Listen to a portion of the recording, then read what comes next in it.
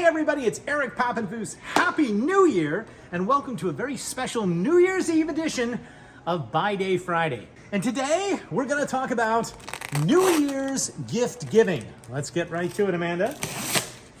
In Victorian times, there were 3 days a year in which it was appropriate to give a book as a gift. Would you care to guess what 3 days of the year those were, Amanda? Your birthday, Christmas, and New Year's? Yes, you've got it. Yes. Not only did you get it, but publishers got it too, and they decided they'd make it easier by just publishing one book that could be reused for all 3 occasions. So here's an example of Friendship's offering, which is a Christmas, New Year, and birthday gift book. Very clever, right? I like this one a lot because it has this beautiful inlaid pattern, and this is seemingly very American, whereas this edition was published in London, and it was published a little bit earlier, but it is the same exact concept. It is Forget-Me-Not, a Christmas, New Year's, and birthday gift book. This one's also interesting, Amanda. If you look at it, it was sold at a little bookstore in Philadelphia. That's called a bookseller's ticket, and there it is in the corner. So today we have a variation of that we do at the Scholar, and it's called Blind Date with a Book. Good for Christmas, New Year's, and birthday gift giving. Here's some examples when you walk in the store. And by the way, we're here at the main store. You can get the beautiful view of the full expanse of the bookstore here behind us. But right down by that counter, down at the bottom, you can pick out a book. And all you're going to have is beautiful wrapping paper and a little bit of a clue to what it says. This says the start of a classic kids series. And this says, check in with the classic stories of a pioneer family. Ooh, which one would you want? But if you're looking for a last minute gift, that's the way to do it. But our main book for discussion today, Amanda, is a book of song. Why? Because we are gonna ring in the new year right. And we're gonna do it in such a way that has us singing. But I wanted to share with you, and this is a good new word for our end of the year buy day. This book is called a samobon. And a samobon is a book in which they bound together a lot of different things that were published individually about the same time, and lots of collections of sheet music are actually in samobon form. And they bind them together into a single volume. And this volume is particularly interesting because look, it starts with the Star-Spangled Banner. And I can't think of anything more patriotic to start with than the Star-Spangled Banner, but you know it's an early version of the Star-Spangled Banner for a couple of reasons. One, because look who it says wrote it. Apparently it was written by a Dr. McHenry. Well, they got a little confused with Fort McHenry and Francis Scott Key, but nonetheless it was there.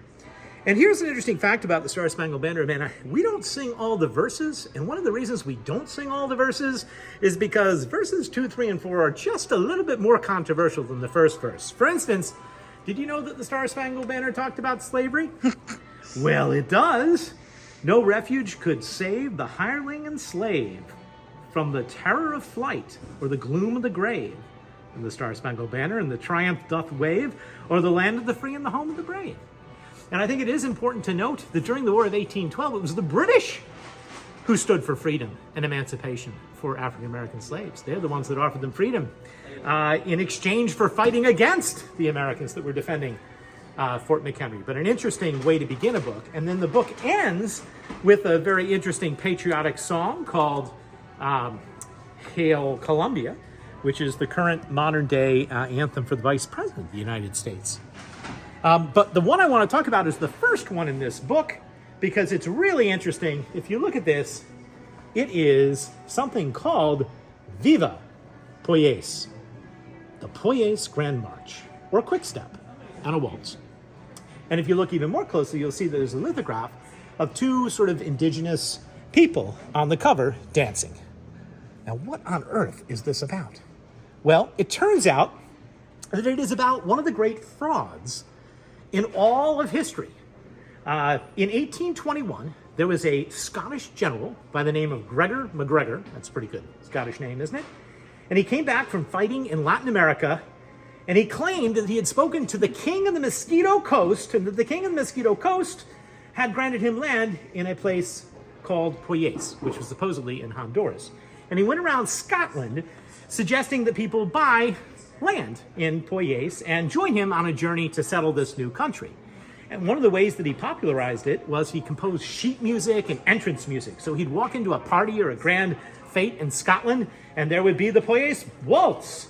And he had a special waltz composed for his wife. And then there was the Grand March. And everybody bought into this. It's considered the first great confidence scheme in Western civilization. He raised hundreds of thousands of dollars. He got 250 people to board a ship and sail to the coast of Honduras. And do you know what happened? The boat dropped them off, and they all pretty much died. They died of food, starvation, and disease because there was no country, and he made off with hundreds of thousands of dollars. Eventually, this caught up with him because a few people did survive and went back to England and said this was a scam, and he went up and fled himself to Latin America, where the great Gregor MacGregor died. But what a confidence trick. What a securities fraud. And that's an amazing, amazing song. All right, we're going to end today with a funny book and one more song. First, since we're ringing in the new year, right? Let's talk about backyard ballistics. Build potato cannons, paper, match, rockets, Cincinnati fire kites, tennis ball mortars, you name it. What a great book for teenagers for New Year's. Do you know what Cincinnati fire kites are, Amanda? I do not. Well, I learned they're sort of like a hot air balloon, but made of newspaper, and you just simply set the newspaper on fire, and it goes until it can burn no more. Sure. All right. Good. Well, we're going to ring in the new year, right? You may have noticed there's a bell behind me. Well, that bell is a 19th century Scottish bell, and I think in order to ring it properly, we should also sing the one piece of sheet music, which is also in this book, Auld Lang Syne, the famous Scottish anthem that was sung on Hogmanay. Hogmanay being the day before New Year's in Scotland. If I may, should old acquaintance be forgot and never brought to mind, should old acquaintance be forgot and days of Auld Lang Syne, for Auld Lang Syne, my dear, for Auld Lang Syne, we'll take a cup of kindness yet for Auld Lang Syne.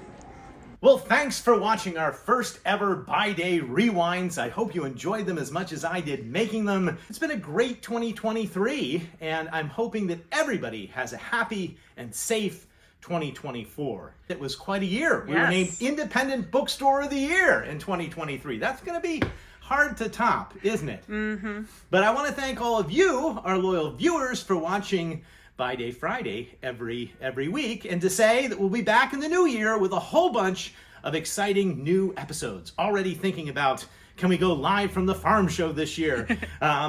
Would you like to hear my review of the movie Napoleon, which I just saw? Yes, I think these things will be coming up.